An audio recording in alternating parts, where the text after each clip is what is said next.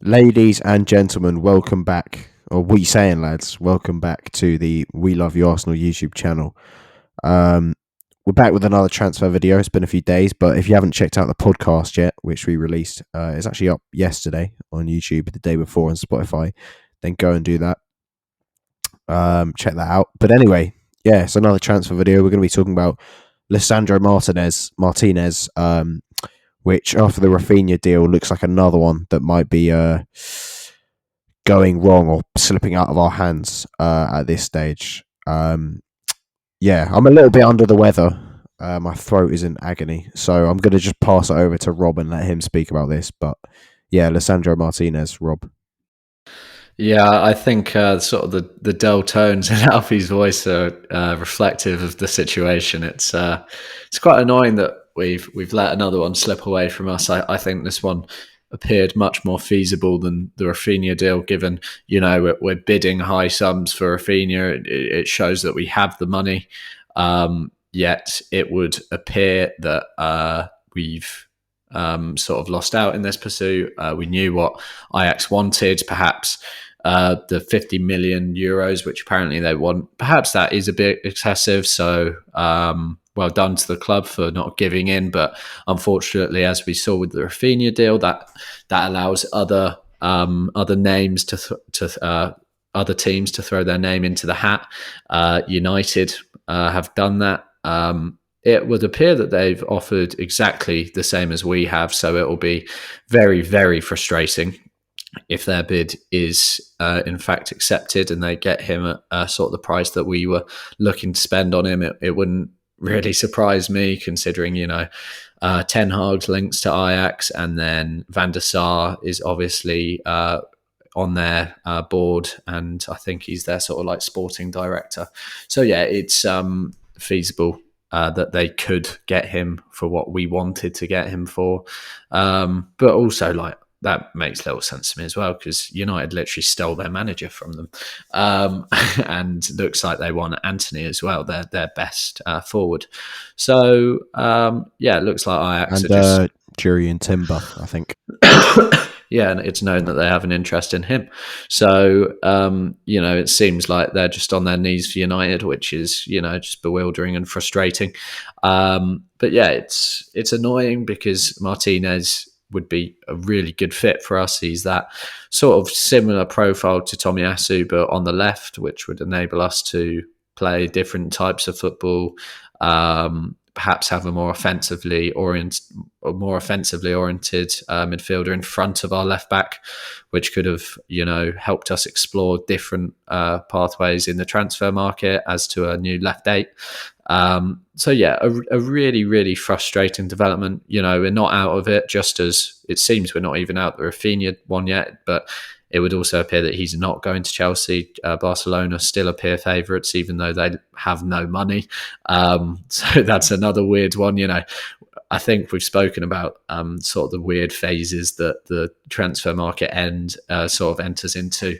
You've got the mad rush of traffic during the first few weeks, and I think now we're entering the sort of lull, the weird phase, when weird deals are completed, and sort of perhaps clubs who want to sell begin to give in at lower fees. That especially happens at the end of the market, but we're seeing that shift in the way that the market is operating. And I think this deal is perhaps indicative of that. I'm not sure who else we would go for. I think that Ornstein reported that Lisandro is very much viewed as a left back by Arsenal, whereas United view him as a centre back. And perhaps that's his preferred position, and they can guarantee him that starting spot, but their project is way behind us. I would imagine we've been tapping up Martinez for quite a while now, just because we've gone so forthright with the way that we're trying to pursue him, lodging bids, unfortunately rejected thus far. So yeah, it will be a test of how much Arsenal really want this player. I mean, it's still out there if we want him. We just have to offer more money than United. And then it's up to the player, I guess. But all the signs are pointing towards him wanting that United switch at the moment, which is, really frustrating from an Arsenal fan's perspective. Yeah, and I think the thing with Martinez is that he solved a lot of issues. He provided cover at left back, more reliable cover than maybe Nuno Tavares, a different kind of player than Nuno Tavares, someone who can, as you said, be the sort of left-sided Tomiyasu, and allow us to play in a different way with that left eight. He provided cover as a left centre back. I do have some concerns. Well, it won't be concerns if we don't sign him, but concerns for United, I guess, which will be good. Of a 5'9" or 5'8" centre back playing in the Premier League. I don't think you need to be tall to be a centre back, but you don't see many thriving centre backs of that height in the Premier League.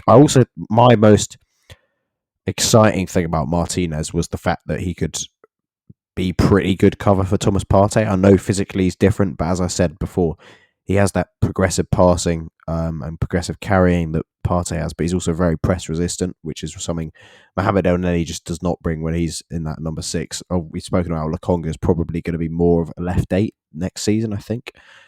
So yeah, he was a good option in there, but I agree. I think stretching up to 35 million may have started getting a little bit excessive for someone like that. I think an interesting alternative is Zinchenko, who we've spoken about earlier in the summer. Again, can play as a left back, could do a similar job to Tomiyasu on that left side. Maybe not as aerially dominant, but is probably better on the ball and can also be a very exciting alternative as the left 8. So maybe that will get revived. Who knows? I do think this is an area we're really looking to strengthen, and we will do at some point. Yeah. Again, I'm just going to pass it on. I don't really have a question, Rob, but anything else you want to say, because this is hurting to speak. No worries. I would agree with you. I think this left-hand side of the pitch, these deep areas, are an area which we really, really need to strengthen in. And, the club aren't sort of nonsensical in the way in which they operate. There'll definitely be alternatives. We've spoken about Aaron Hickey. It would appear that he's going to Brentford now.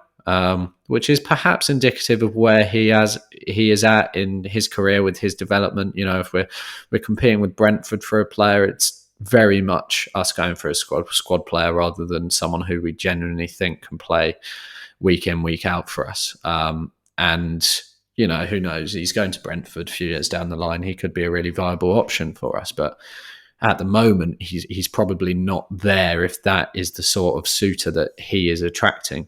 Zinchenko, I agree, would be a really exciting option just because of the fact that he can also play offensively, and his ability on the ball is brilliant. He's a very technical player.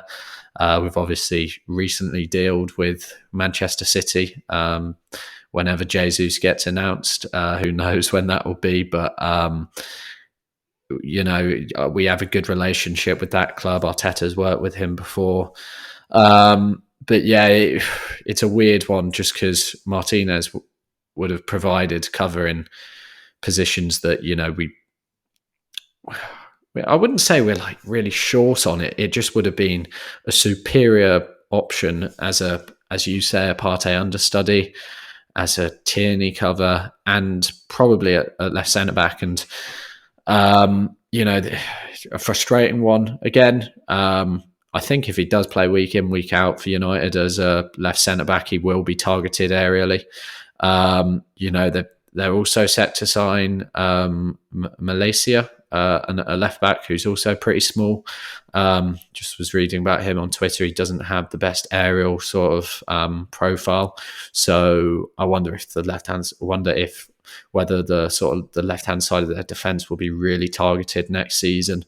I don't really know which one of their centre-backs really complements Martinez in that regard. A guy that I follow on Twitter, I can't remember his name, but he writes a lot about United stuff, and he was just saying how Maguire would probably be the best option to play alongside Martinez, but they're both not the quickest, which has been a problem in United's defence for years. And he also prefers to play at left centre back as well, Maguire. So how well would those two complement each other positionally? could end up playing as a six for them. They desperately need cover as a six, but as per all the reports, he's been looked at as a centre back. And that might be his preferred position, and in which case it would make complete sense for him to move to United, play under a manager that he's had success under before. And I think one thing that we must remember before we sort of throw all our toys out the pram with this one is that this is a guy coming from the Eredivisie. I'm not saying it's a dreadful league, but he is relatively he is completely untested in a Big Five league. It's always a risk when you buy someone from Portugal or the Netherlands. All those two leagues are the ones that jump out, that are just below the standard of the Big Five leagues, and they're not all the same level either. It's usually a step up when you come into the Premier League from wherever you come. So yeah, Martinez was not a guaranteed success for Arsenal at any rate, but he would have been a hugely helpful option with his technical quality, with his versatility, and just his overall sort of quality. And to bring in a £40 million player, who it seems most people think that that's the sort of fee Ajax should be commanding for him, it would indicate that he's a good player. And as we've talked about before on these videos and in podcasts, we shouldn't just be buying squad options. We need players who can properly compete. And it would appear that if Martinez were to come to Arsenal, he would be that sort of player, even if there are question marks over his height and, where he's coming from. Yeah, and I think this, as you alluded to earlier, the lull in the market, I do think this is a very interesting point in the window for Arsenal. They had clear targets.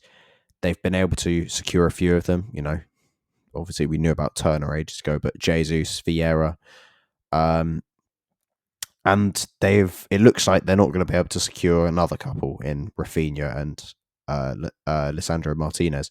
What they do from here is going to be very interesting. I do think there might be a bit of a lull. We might not see too much activity as they sort of regroup and try and find these new targets, and pre-season starts, and we may see a sort of a later flurry of deals. We saw it last summer. We signed Lakonga Tavares and Ben White pretty early, and then Odegaard, Ramsdale, and then obviously Tomiyasu came on deadline day, were all much later in the window. So I think it could be a similar thing to that. Anyway, we'll call it a day. Yeah. I'll just add as well. Yeah, I would imagine that the club are now in that phase of the market where they have a few players that they like, but not necessarily available, and just waiting to see whether clubs change their mind as the weeks pass. So yeah, I would agree with that. I think we might be entering that lull stage, and as such, the Arsenal fan base is going to go into absolute frenzy. Yeah, any day when there's not any concrete links, there's a meltdown on Twitter. Yeah, I'm not looking forward to that. But we'll keep these transfer videos going. It's been a bit of a ride so far, and I expect there to be plenty more twists and turns in this window. Thank you very much, Rob. Any parting words? Nothing from me. Just go and watch all the content on the YouTube channels and across our sort of social media pages in the website. And subscribe for more. I'll second that. See you later. Goodbye.